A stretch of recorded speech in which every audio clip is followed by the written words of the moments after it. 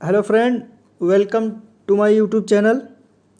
आज मैं आप लोग को बताऊंगा कि eigen value and eigen vector कैसे किसी दिए गए मैट्रिक्स का निकाला जाता है। तो सबसे पहले चलिए 3x3 का मैट्रिक्स सबको दिया है। तो सबसे पहले इसका आइगन वैल्यू आइगन वेक्टर निकालने के लिए करस्टेटिक इक्वेशन निकालते हैं। तो करस्टेटिक इक्वेशन निकालने के लिए characteristic equation A minus lambda equal zero करते हैं। ध्यान रखिएगा, characteristic equation A minus lambda I equal zero होता है। अब दोस्तों आपको गिवन है ए 3x3 मैट्रिक्स। हम आपको लिख देते हैं गिवन मैट्रिक्स ए बराबर 3 1 4 0 2 6 0 0 5। ये 3x3 का मैट्रिक्स है। अब दोस्तों आपको लेमडा आई की वैल्यू नहीं पता है, तो लेमडा आई की वैल्यू आपको निकालने के लिए आई इतना होता है 1 0 0 0 1 0 0 0 1। अब आपको लेमडा से मल्टीप्लाई करके दोस्तों लिख देना है, लेमडा आई की वैल्यू निकल जाएगी। तो लेमडा आई अब आपको लेमडा से मल्टीप्लाई कर देना है 0 0 1। ये हो जाएगा लेमडा 0 0 0 लेमडा 0 0 0 लेमडा। ये आपका लेमडा आई हो गया। लेमडा आई आपका निकल चुका। अब आपको A minus lambda I equal zero करना है। अब आपको A minus lambda I equal zero.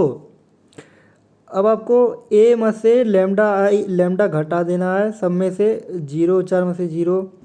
तो 3 माइनस लेमडा 1 माइनस जीरो 1 हो जाएगा। 4 माइनस जीरो 4 हो जाएगा।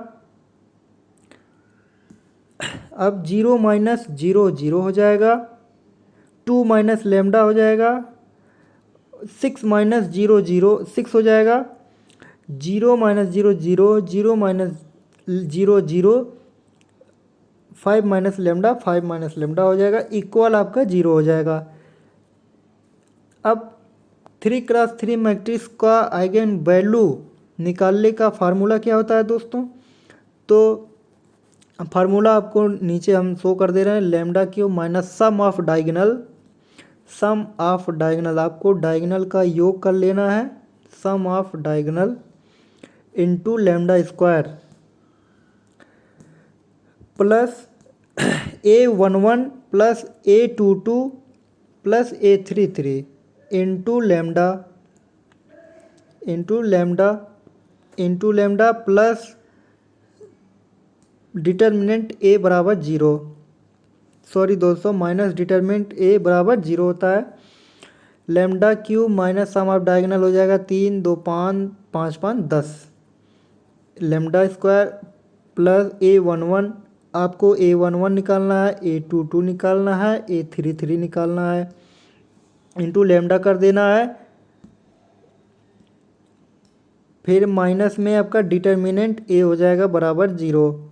अब आपको लिख लेना है lambda cube minus sum of diagonal लिख लेना है 3 plus 2 plus 5 3 plus 2 plus 5 into lambda square plus A11 निकालने के लिए 3 के रो और कॉलम को हम ढक लेंगे, जो बचेगा उसका क्रॉस मल्टीप्लाई कर देंगे। 5 दूनी 10 माइनस जीरो 10 हो गया। अब A22 निकालना है, इससे रो और कॉलम को ढक लेना है, बाकी का गुणा कर देना है, क्रॉस मल्टीप्लाई कर देना है। 15 माइनस जीरो तो 15 हो गया, प्लस 3 आपका ये 6 माइनस जीरो 6 हो गया। लेमडा माइनस डिटर्मिनेंट ए। अभी मैं आपको डिटर्मिनेंट ए निकालना बताऊंगा दोस्तों आगे। कंटिन्यू आप देखते रहिए, अच्छे से समझते रहिए। अब आपको बताएंगे डिटर्मिनेंट ए कैसे निकलेगा। तो चलिए डिटर्मिनेंट ए अभी बताते हैं आपको। डिटर्मिनेंट लेमडा क्यूब माइनस ये आपका कितना हो जाएगा, 3 2 5 5 10 लेमडा स्क्वायर प्लस 15 10 25 6 31 लेमडा ये हो जाएगा 31 लेमडा माइनस डिटर्मिनेंट ए। डिटर्मिनेंट आपको निकालने के लिए सबसे पहले 3x3 मैट्रिक्स दिया गया है, तो 3 का रो और कॉलम को ढक लेंगे। 3 5 दूनी 10 माइनस 6 हो जाएगा, माइनस 0 हो जाएगा, माइनस 1। अब इसके रो कॉलम को ढक लेंगे, 5 3 0 0 हो जाएगा। अब इसको ये टोटल 0 हो जाएगा इक्वल 0। ये आपका डिटर्मिनेंट हो गया। Lambda cube minus 10 lambda square 31 lambda minus ये 30 हो जाएगा, बाकी 0 हो गया इक्वल 0। अब आपका आइगन वैल्यू निकालने के लिए सबसे पहले आइगन वैल्यू निकालने के लिए 3 पावर का समीकरण दिया है। अब आपको कैल्सी से इसका आइगन वैल्यू निकालना है। तो सर चलिए बताते हैं कैल्सी से कैसे आइगन वैल्यू निकाला जाता है। तो सबसे पहले कैल्सी को चालू कर लीजिए, फिर आपको इक्वेशन पे जाना है, मोड बटन प्रेस करके एक कैल्सी चालू हो गया। इक्वेशन पर जाइए, अब आपको शिफ्ट के बगल हाँ उस पर करना है और 3 डिग्री लेना है। अब आपको ए की वैल्यू 1 दिया है, बी की जगह -10, सी की जगह 31, डी की जगह -30 रख देना है। आपका लेमडा आइगन वैल्यू निकल जाएगा। तो आइगन वैल्यू आपका निकल आया 5 2 3। ये आपका आइगन वैल्यू निकल चुका है। तो आपके क्वेश्चन का आधा पार्ट सॉल्व हो गया। अब आधा पार्ट जो कि बहुत ही इम्पोर्टेंट है, आप इसे ध्यान से देखिएगा, नहीं तो समझ में नहीं आएगा। तो चलिए हम आपको अब निकालना सिखाते हैं आइगन वेक्टर। तो क्वेश्चन आपका ये रहा, ए बराबर 3 1 4। तो फॉर आइगन वेक्टर आपको अब आइगन वेक्टर निकालने के तरीके बताएंगे। तो आपके लेमडा केस 1 लेंगे, लेमडा का पहला वैल्यू लेंगे, लेमडा बराबर जो भी पहला वैल्यू दूसरा वैल्यू तीसरा सबको एक एक बार लेंगे। तो सबसे पहले फर्स्ट वैल्यू आप आइगन वैल्यू लेते हैं। आइगन वैल्यू तो आपको दे रखा है लेमडा बराबर 5। अब आपका जो इक्वेशन है दोस्तों, करैक्टरिस्टिक इक्वेशन जो आप बनाए थे, उसमें आपको लेमडा की जगह 5 रख देना है। उसके बाद जो वैल्यू मिलेगा वो वैल्यू आपको ए की वैल्यू लिख देना है इसमें। तो चलिए देखिए, आपको करैक्टरिस्टिक इक्वेशन आपकी क्या थी। Characteristic equation A minus lambda I, lambda बराबर 5 रखना है फॉर ए माइनस लेमडा आई बराबर 0 आपको करना है। तो देखिए आगे कैसे होता है। आपका इक्वेशन यहाँ पे 3 माइनस लेमडा, तो लेमडा की जगह 5 रख देना है। तो हो जाएगा -2 1 4 0 -3 यहाँ हो जाएगा 2 - 5 6 0 0 0। ये आपका मैट्रिक्स हो गया। आपको यक्स लिख लेना है, यक्स वहाँ पे यक्स रहेगा, यक्स लिख लेना है, XYZ बराबर 0 0 0। इस तरीके से आपको लिख लेना है। अब क्या आगे प्रोसेस, अब आपको 2 इक्वेशन लेनी है। आप किसी भी 2 रो को ले लीजिए, बाई क्रॉस मल्टीप्लाइंग कर लीजिए, इससे आपका x1 का वैल्यू आ जाएगा। तो हम आपका पहला और दूसरे रो को ले लेते हैं। +4z हो गया आपका इक्वल 0x - 3y + 6z बराबर 0 दे रखा है। अब आपको x की वैल्यू निकालनी है।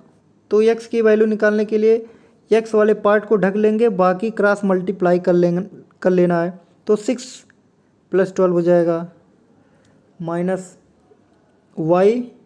अब y को ढक लेना है, इक्वल में रहेगा 6 दूनी 12 -12 -0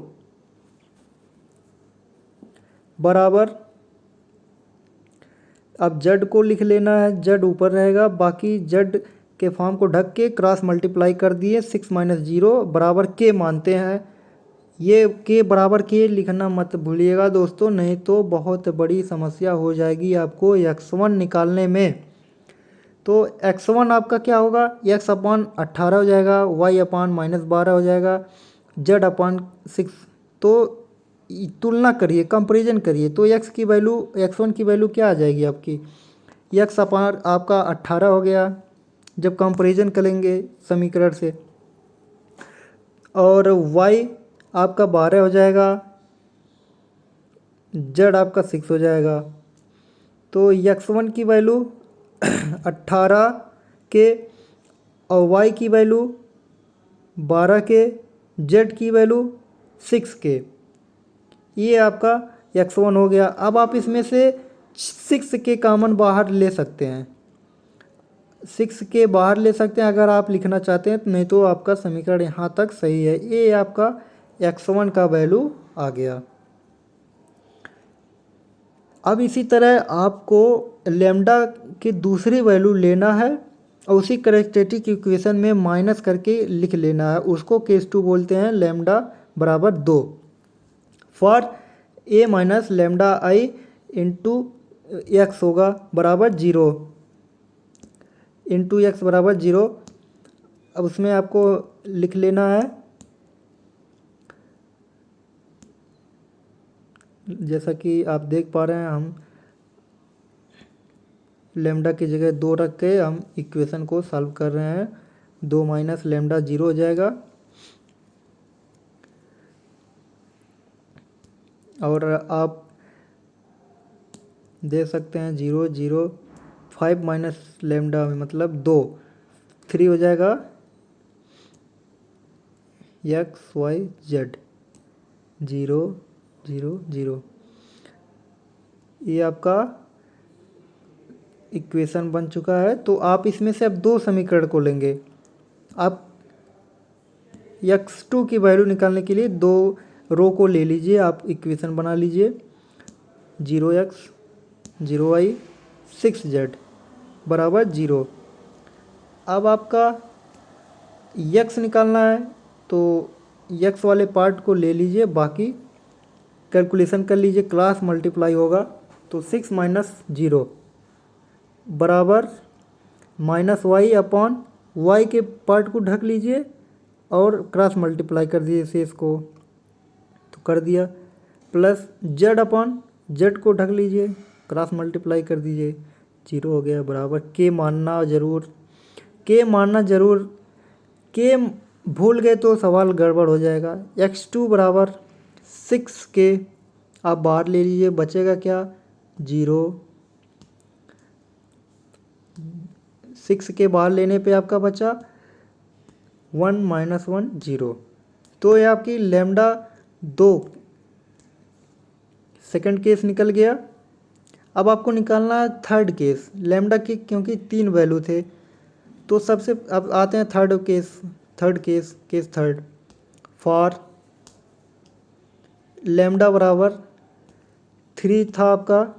आप देख सकते हैं पेज पलट के या वीडियो प्रीवियस जाकर आप देख सकते हैं, लैम्डा थर्ड की वैल्यू आपकी 3 है, तो आपको 3 ले लेना है। फॉर या ऑफ a - λi = 0, आपको यहाँ x ले लेना है, a - λi into x = 0।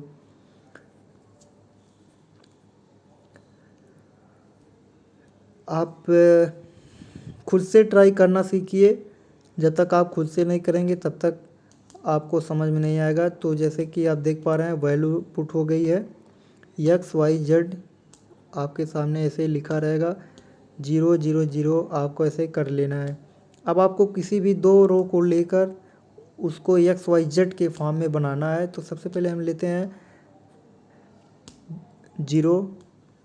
0 x plus 1y plus 4z बराबर 0 हो जाएगा। फिर 0x minus 1y plus 6z बराबर 0। अब आपको फिर सेम उसी तरह प्रोसेस है दोस्तों, आप देखिए ध्यान से और खुद से करना।